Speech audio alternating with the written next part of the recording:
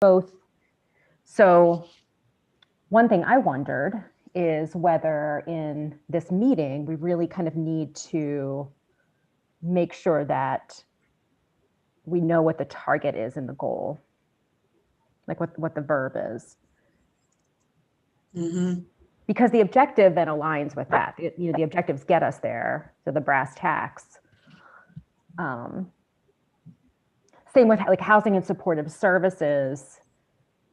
I had a hard time figuring out, okay, what's the end game? If all of these objectives are realized, what is that end game?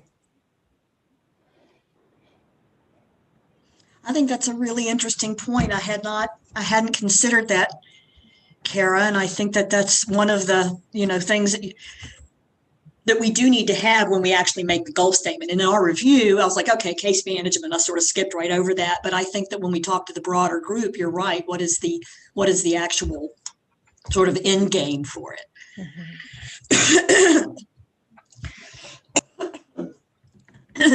Excuse me. Kara, this is Victoria.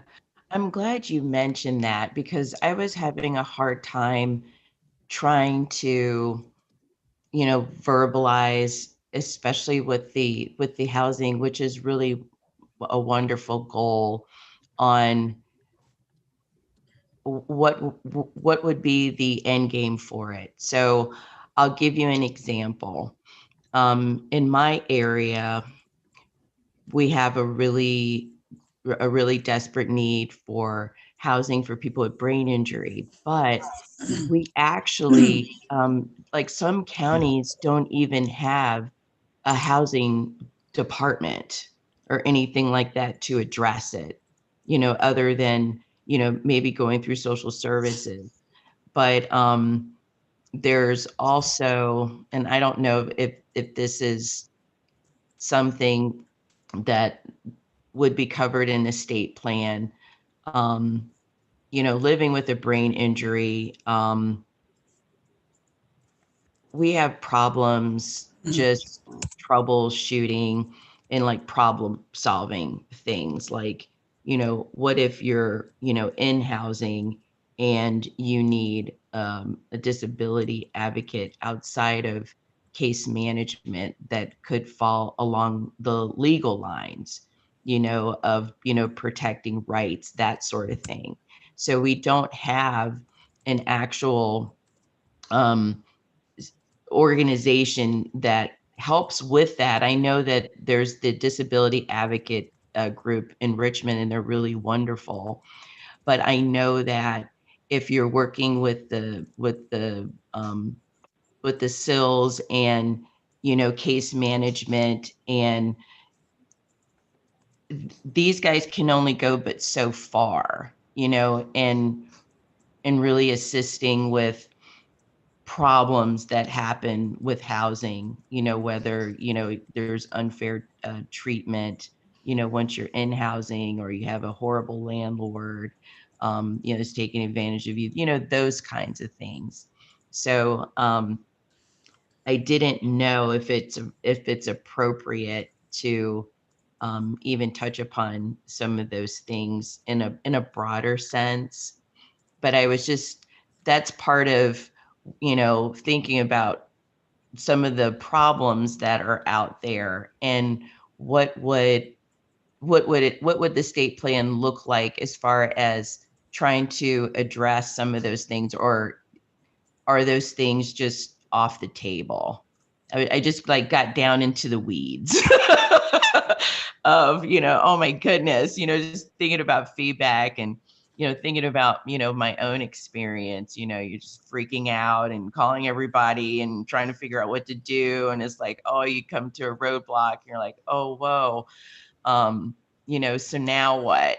And, and then you just wind up settling for, basically what you can do, with what, little resources and information you have. And I know people work really, really hard, especially case managers, to help with these areas. And the SILs, especially in our area, they're very much aware of how housing is, just a huge priority, and something that's really difficult for for folks to navigate, knowing the limitations.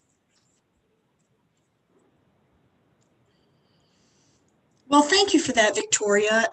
One of the things that I sort of got sparked while you were talking was the idea of perhaps what we need to do is think about taking some of the goals Donna, if you could scroll back up to the highlighted list and the bulleted list that follows it. What if we take those things and we create, one of the ideas that we had discussed in the last meeting was having 5 broad discussion topics. So what if we take these things and we sort of divide them up into some of those topics? Like we have a high intensity needs, we have a community living, we have education, training, and support. There's an other hanging out there, I think. But we ask folks, if we were talking about things that we were looking for in these 5 broad areas, what would be the actionable goal that you would like to see? Mm-hmm. And we ask for 1 or 2. And we say, or we can brainstorm as many, but then we'll need to perhaps maybe do a poll at the April meeting or something to drill down on exactly what ends up in those 5 areas. So for example, if we were going to do an area for high intensity needs, that would include the crisis intervention and neurobehavioral services. It could include the behavioral health and substance use disorder stuff. It could include the criminal justice issues. And it could include, perhaps even COVID. And then we say, so those are the things we're thinking about in the high intensity needs. Which one speaks most to you? Which one would you like to see a very actionable goal toward? And we could even, if we got into the community living, we could show them some of the early drafts that we have. This is sort of what we're thinking. What do you think about that? It's a little open-ended, I think, for a group this size in a virtual conversation. That's part of what we have an issue with, that these virtual conversations are so difficult. Although, fortunately, it does force us to slow down a bit.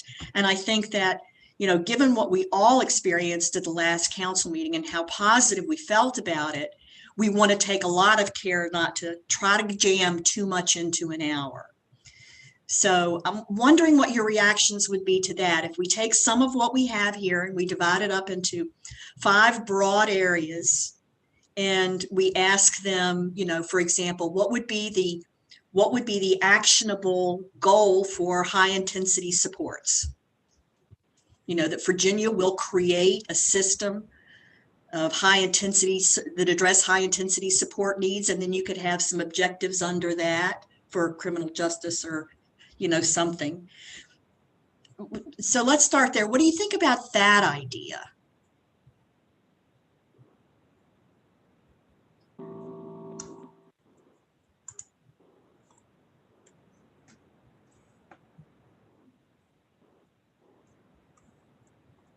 I mean, I like it.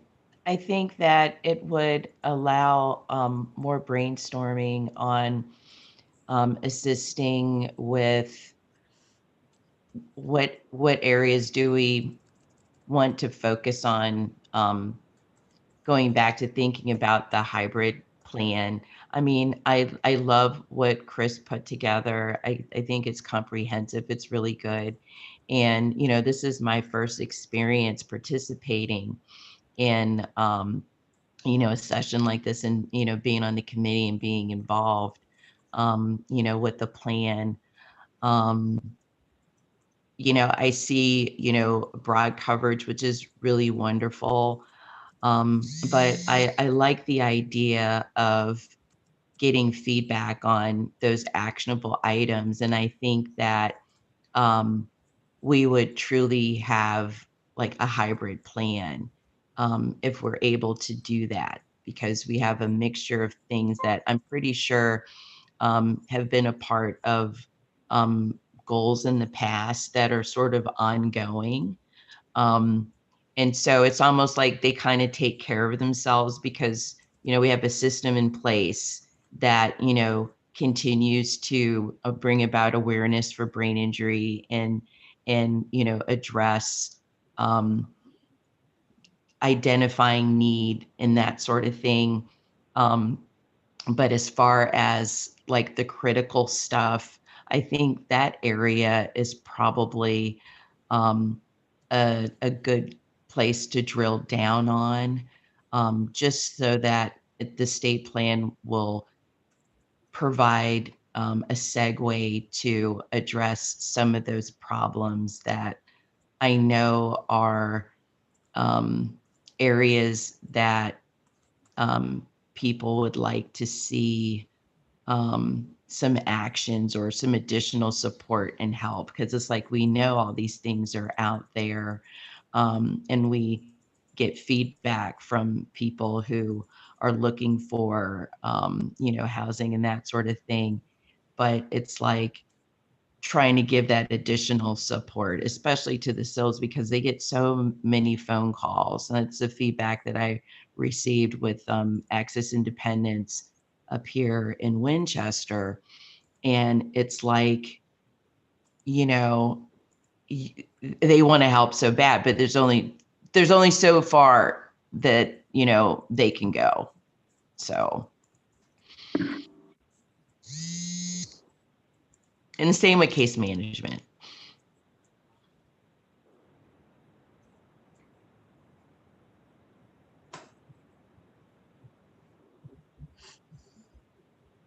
Yeah, I think this approach could work, is like to sort of cluster around some themes. Some folks may struggle with the prompt. I guess we have to figure out kind of what the prompt is, but I wonder if one way also to do it is to ask a question like, regarding high intensity needs, what would be different in 5 years? What would be better in 5 years? That might be kind of a way to open the question up. Because that kind of could lead us to the verb.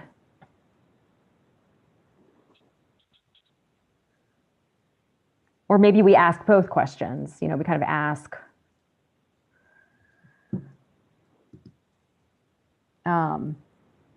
what would they see an actionable goal toward? And another way of understanding that question is, what would be better or different? Well, I think that's a really smart way to approach it. I think that you're right in that it could lead us to the actionable verb. I think that one of the things that we might be able to do if we were going to pose it as 2 questions in each of those areas is, what would be different in 5 years, and what do you think is the highest priority need?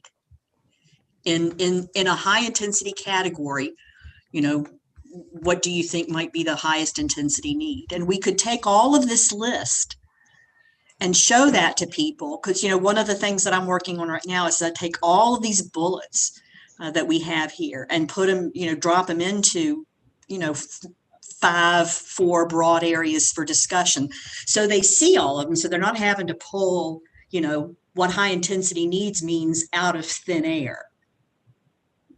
So we have this list, and it provides a little bit of context for people and a little bit of a framework, but we provide enough leeway for them to say, what would be different in 5 years, and what's keeping you up at night? What's the thing that you're most concerned about in this area? And that may help us determine, to some extent, how much we approach in 5 years.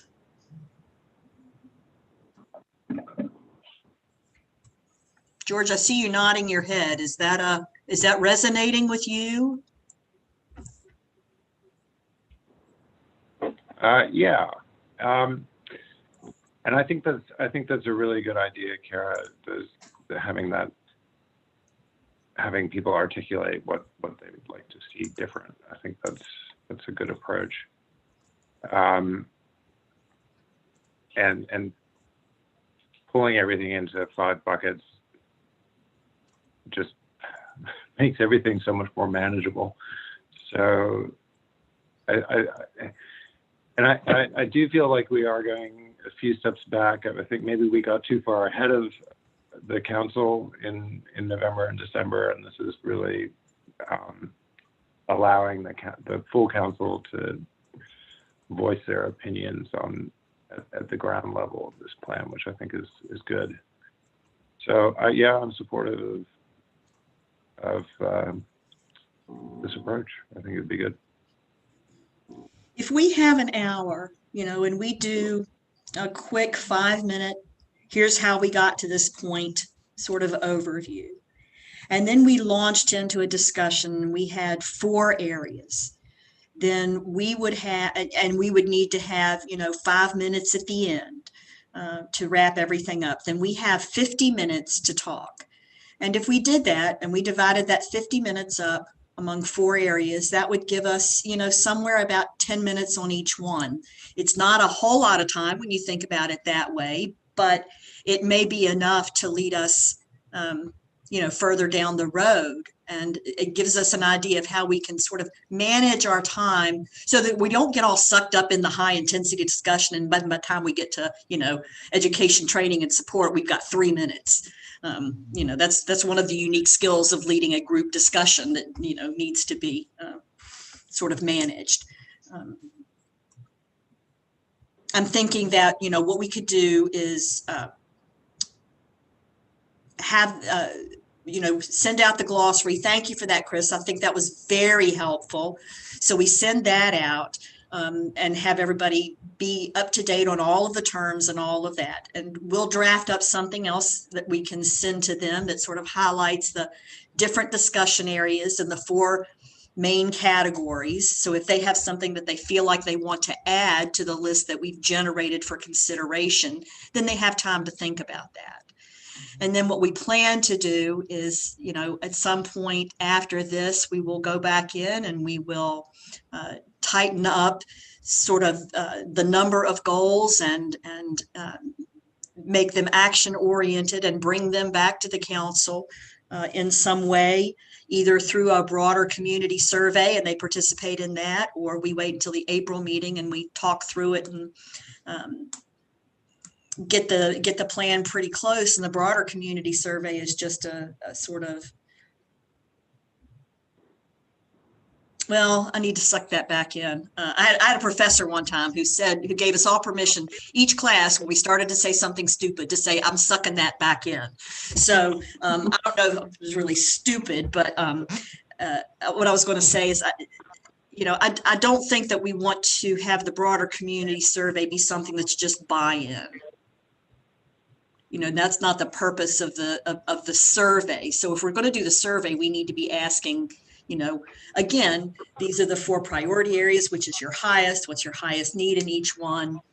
Maybe we give folks a choice of 3 or 5 and we see sort of, where they land. So for example, if we had high intensity needs, we'd ask folks to, say which of these 5 high intensity needs, or rank order them 1, 2, 3, 4, and 5. So we have some idea of how the community is feeling later on about the importance of some of the issues. Ian, I'm wondering, building on the theme that you guys are talking about here that I find really exciting, is within each of these areas kind of asking that question, what would be better, what would be different, and pairing that with your earlier discussion about listening sessions, if even just taking it that way across the state. And I'd love to see us get the council members from each different part of the state involved in those listening sessions and use that to gather the feedback that perhaps helps to really finalize or drive those actionable steps within each goal and objective. I really love the direction you guys are taking here. I think it's both valuable and usable for the council as the whole group moves forward. So, thank you. One little thing I might suggest, and Ann, I know where you're pulling it from, but we want to be careful, I think, maybe with the term high intensity needs for one of the groups, because we know there's within the waiver, and I knew exactly where you were coming from when you said that. you know, the waiver is putting out some new high intensity. Do they actually use the word needs in it, or services? So I think we want to be careful that we don't use anything that people who work in that world or exist in that world confuses them at all. So we just Well, might I want think to I think that's a great point, and I'm not sure if it's needs or services either. So thanks for thinking about that. Maybe we could do something like, you know, complicated needs, you know? Yeah, let's just focus on using real world everyday language. Mm-hmm. And that's again why I think makes this just such a truly valuable, and I can't think of a better word than usable, but just something that people can relate to and use. That's why I love the direction you guys are going.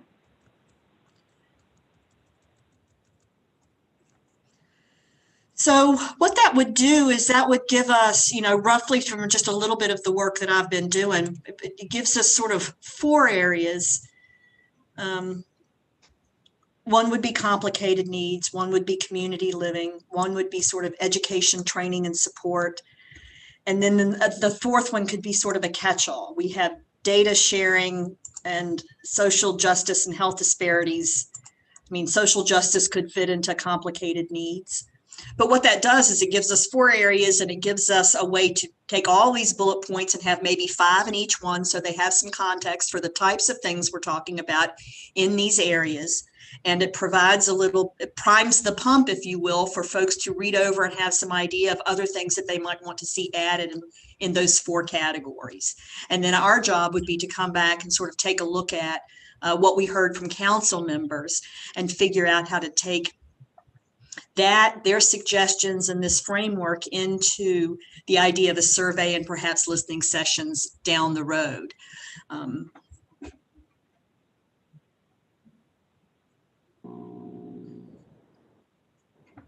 I think that feels manageable to me. And my sense is, go ahead, Kara. Where would the caregiver support fall? Would that be under catch-all? Well, I had that in the education, training, and support category. Right. And you know, we can play around. What I can do is, you know, education, training, and support right now is the biggest one. So it may be that we look a little bit differently, you know, like vocational employment services. That actually, I've got that in the wrong place. That needs to go in community living. And supports for veterans and transportation needs to go in community living. Anna, can you share, can you make it so that I can share my screen? Yeah, hold on. So let me show you what I'm doing here. And then you guys, because, you know, it's one thing to hear it, it's another thing to sort of see it for those of us who are visual. Wait a minute, I think I've got to stop share. I think you've got it now.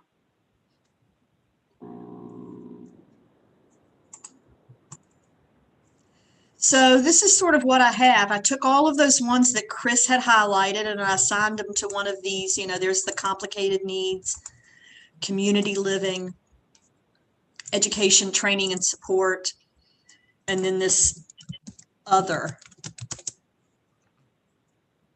But we could put social justice and health disparities. You know, I could make an argument that that's a complicated need.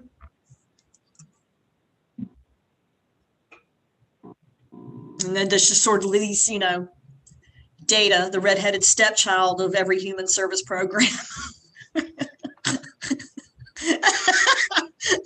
George, that was priceless. So that's sort of what I'm thinking. That way we have a couple of bullets to show folks sort of the things that we're talking about, and that we would be looking for, you know, goals in these, you know, 3 or 4 broad areas. I'm very happy to hear ideas that you have for maybe another area, or perhaps dividing them up slightly. Tell me when you'd like me to move my screen a little bit. So that encompasses all of those bullets that Chris had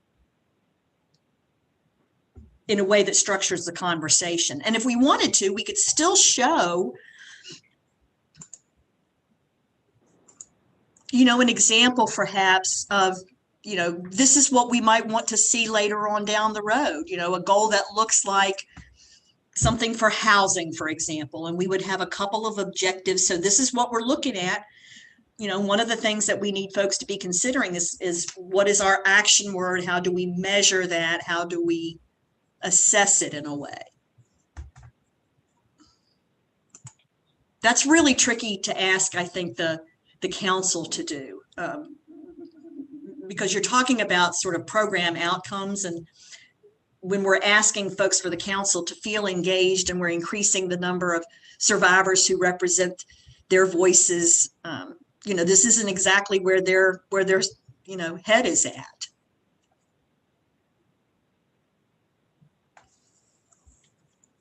So let me go back to the other document.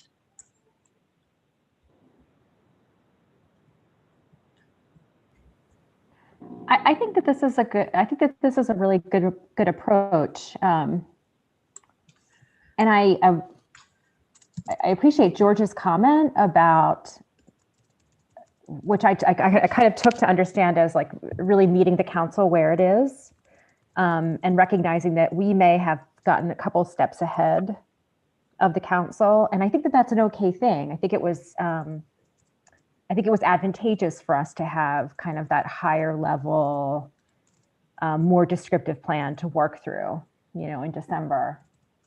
But I'm kind of like thinking about this meeting as a listening tour, like just to really hear what comes up from the council, and also to tune into the things that maybe we've missed. Mm-hmm. I feel like that's really where we want to be probing as well. Like in a way, it's really good for us to come in with a working understanding of the December plan, and to be wondering like what are folks saying or bringing forward that isn't, we haven't thought about. I love the idea of thinking about this as the first listening tour. So if we approached it with these two questions in mind, what would be better in 5 years? What's the most pressing need? And what we would like for them to do is help us to generate a list of, these are the areas that we've identified, but what have we missed? And these are some of the things that we're thinking about in these areas, and what have we missed? With the idea that we'll listen to them and,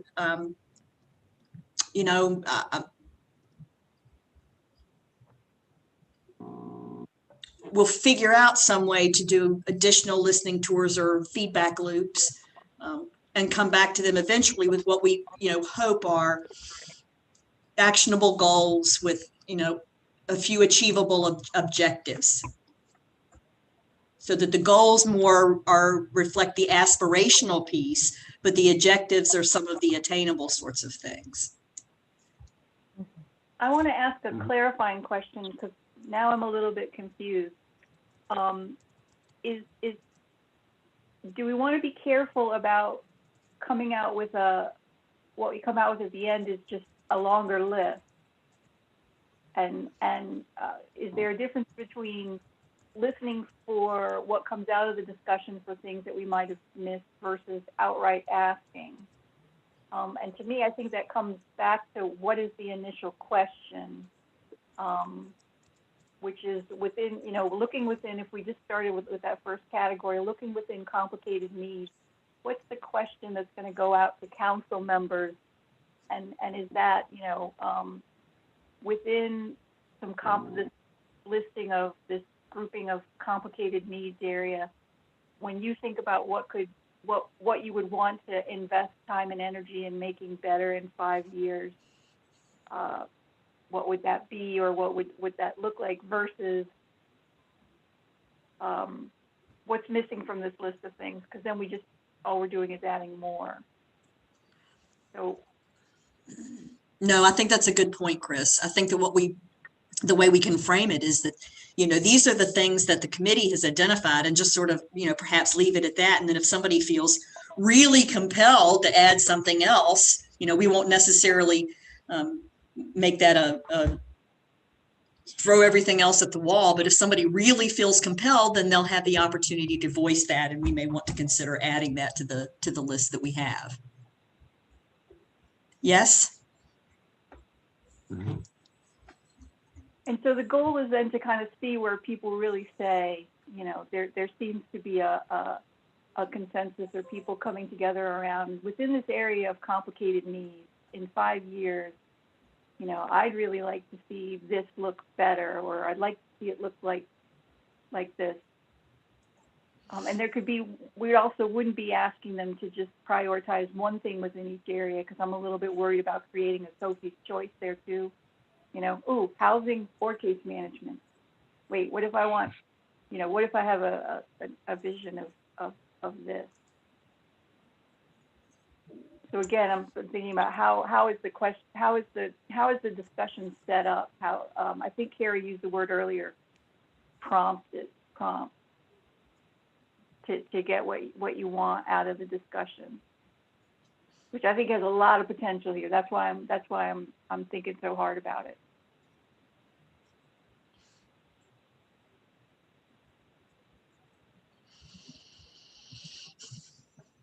Well, I mean, I think that's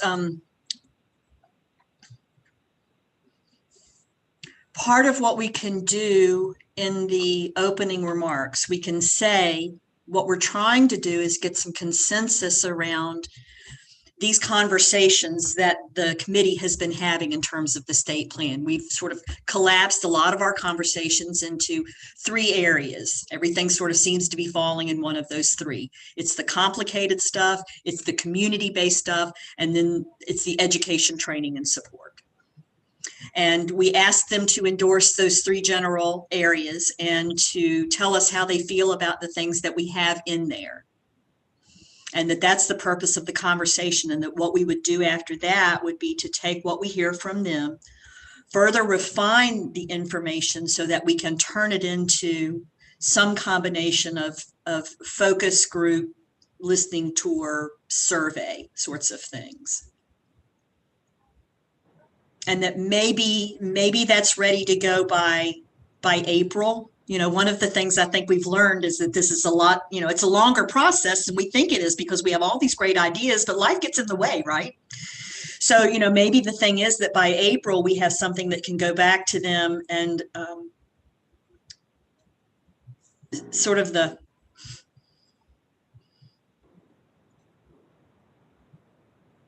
plan for the broader community conversation. Take what we hear from them as part of the first listening tour, refine that so that we can then create a structure for the ones that follow, whether that's a survey or virtual town halls or something like that. Do we want any input from council on that process? I think so. What the listening sessions might look like? Do we have ones for consumers and providers and another group, or do we have just general geographical listening sessions, Southwest, Northern, blah blah blah. And people might have some thoughts about what the most effective approach would be, whether it's a survey or whether it's a town hall or what have you. Well, certainly the town hall stuff provides you a lot of really rich qualitative data, but it's a lot more work, you know, to take that stuff and turn it into, you know, when you have check boxes and people are forced to pick one of 4, it eases up your work some. So I'd be curious, very curious to hear what they had to say about that. So if we said to the group at the outset, you know, we've been having a number of conversations. We've actually drafted a number of, you know, goals and objectives, but we've sort of come back and thought we may not be ready for that just yet. What we need to do is sort of get some input from you all on what we think all of the things we've discussed now are falling into category wise. And we give them the categories and we provide them the glossary and all of that. Then we have conversations about each of the different categories, and we leave a couple of minutes for things that don't fall neatly into one of the categories. And then at the end, we talk about our idea for a survey versus listening tour, or both, and we get them to sort of just weigh in a little bit on that. And what I can do is I can go back in and sort of lay that out in a little clearer fashion for everybody and assign some time frames. And then I'd like to know, if any of you would be willing to sort of lead part of the conversation as we move forward. I don't want to stand up there and do all of it. I think that you've all had made really valuable contributions, and I'd like everybody to see all of the work that all of us are doing. So, if one of you would be willing to lead the conversation about the ideas of the survey versus listening tour, just provide a little background and open it up for questions so that we get some feedback. And then someone to provide the overview or the introduction, if you will, and then someone to perhaps facilitate the different category areas. So, and George volunteered to do, I think, he put his hand up to do the listening tour versus survey. Great.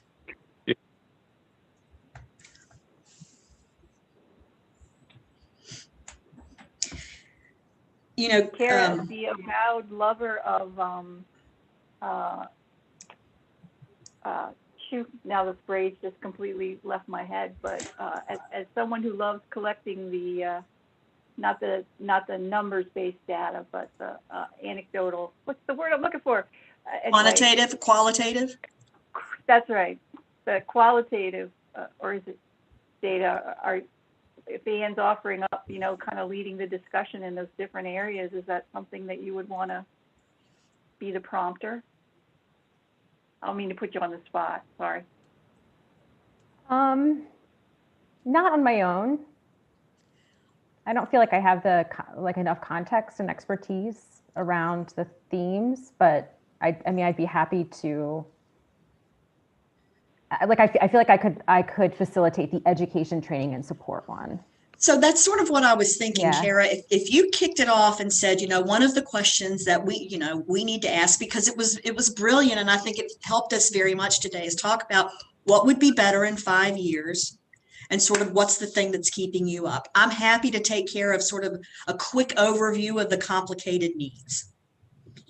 And I think, Victoria, you've been pretty outspoken about the community supports. So you could talk briefly about, okay, the next area is community supports. These are some of the things that we've identified.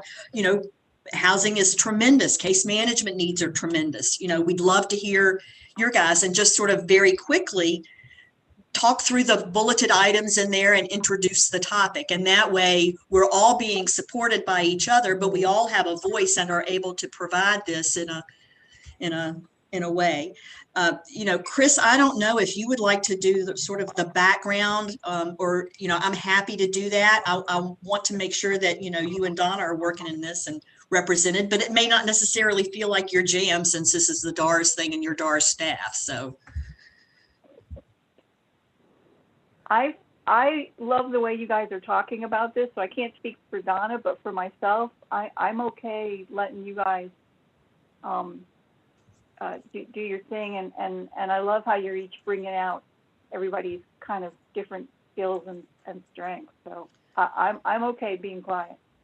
Well, then I will do sort of the background introduction as the committee chair, and then I will go right into sort of the complicated needs, breaking briefly for Kara to set the stage for that discussion on those need areas. Then I'll take the complicated needs. Victoria, you can take the community living stuff. And if you want to talk that through with me and or Donna, because sometimes it just helps to talk it through a little bit before you get up there, both of us would be very happy to do that. And then Kara, you can take the education and training piece, and then we'll turn it over to George to talk about how we're going to sort of follow this up with some combination of perhaps broad community survey, listening tours, virtually or some other sort of thing. And then I don't know exactly what, we may have to say to them, based on what we hear, we're going to come back to you in April with the next phase of the plan. We're still, determining that as we move through. So what happens to the catch all the other categories? Well, that I don't know. I'm gonna have to think about that a little bit. Right now, there's only one thing sitting in it, and that's data. So, you know, I'm going to give that a little bit of thought, and maybe, you know, when we meet tomorrow for the React meeting, we can see if there's something that flesh it out a little bit, or put it someplace else, or see if it, you know, needs to have a few cousins in that category so it doesn't feel so lonely.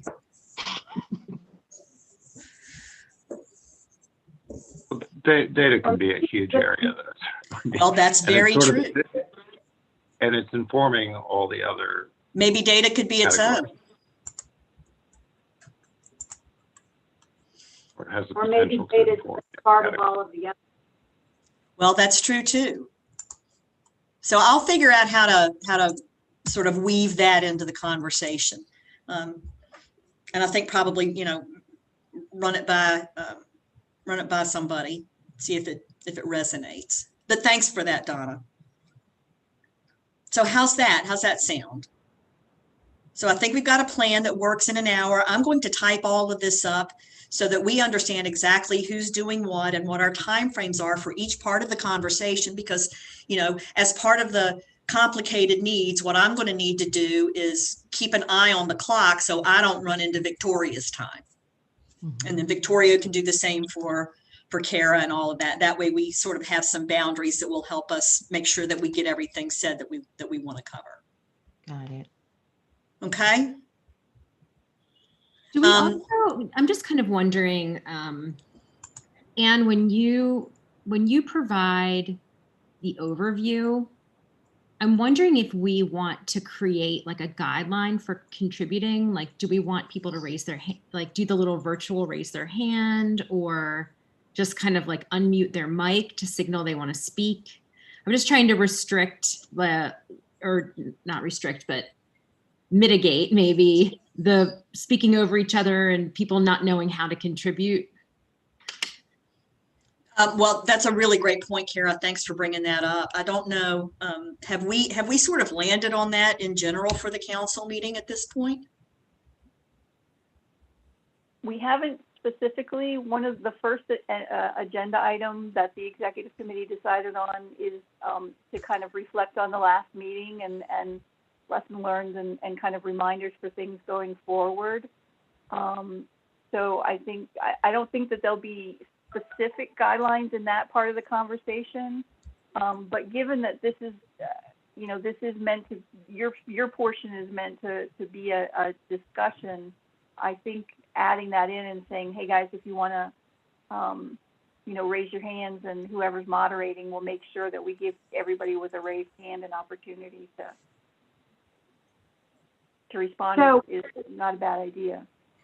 Based on my experience with this group in these virtual meetings so far, they tend to want to use chat a lot to say, you know, I have something to say. So I mean, I watch chat obsessively just because that's what I do. So I mean, you could also offer them the opportunity to put something in chat, and then I can stop the conversation flow and say, you know, Victoria would like to say something here, if she doesn't just jump in herself. That's just something to consider. Yeah, we've talked about, you know, it with chat. We don't want to encourage people to rely on chat as a form of communicating for a variety of reasons. You know, one is because it is a public meeting right now. As long as they're being virtual, it has to, sometimes it ends up being read in someone else's voice, and that's not the same as communicating. And we want to encourage those people who perhaps have a little bit quieter voices that we will stop and listen. So if we can, you know, encourage people maybe to raise their hands, but if anybody truly feels that they're not getting recognized, they can let Donna know by chat, and then she can let whoever's facilitating know, you know, so and so wants to speak, and we can call on them. Yeah, and so I wanted to, you know, raise that option because, you know, with a meeting as big as this one is, and as well attended as it has been lately, it goes on to 2 pages of my screen. So if I don't happen to be sitting on one screen, I'm not going to see the people on the second screen raise their hand. Well, that's And what I I was- was thinking. One of the things that we might be able to do is just tell folks, use the chat. If you need to ask a question or make a comment, say, I need to ask a question or I need to make a comment. The beauty about the chat for that purpose is that it does do a sort of, it's in the order it was received. And it doesn't take you to a separate screen. I think that's a really great point. So that way we limit the use of chat, and what they're told to do is to say either I have a question or I would like to make a comment. Those are the That's two exactly things what that I'm go thinking. in the chat, and that's how we'll manage the conversation. Yeah, that's exactly what I'm thinking. How does that sound with everybody? Good. That's great. Yeah, good. And people can put technical problems in the chat as well. It's just, Right. you just want to restrict substantive discussion from the chat because it's not captured. Yeah. Okay. All right. Well, I'll put that sort of in the bulleted intro remarks that I'm making. We'll send out to everybody. Probably not today, because at some point today I got to write my budget hearing testimony for tomorrow, and I'm in back-to-back meetings all day. So, but I'm hoping to get it out to you guys by the end of the week, and that way we should be well positioned in plenty of time for Doris to send out the information that they need to send out to folks for the council meeting. I'll go ahead and clean up the little draft that I created that we all looked at today and get that over to Donna and Chris as something to share with the council members that says, these are the questions we're going to ask, these are the areas, and these are some of the things we're talking about and we'll be discussing. And Thank you as well so as much. the glossary. Yeah, okay, yeah. Thank you so much, Ann. I appreciate that. Okay. All right. Well, I think we got a pretty good plan. One I feel relatively confident in understanding what we're exactly supposed to do. So, Yep. Sounds good. Okay. Well, then, Nice Donna and Chris, that gives you 4 minutes to breathe or whatever you need to do bio break wise before your next meeting at 11. Yeah, I've already got people signing into that meeting, so I need to go ahead and get over there. Okay. Well, thank you. Thanks, you, everybody. guys. See you guys. Bye. Bye-bye.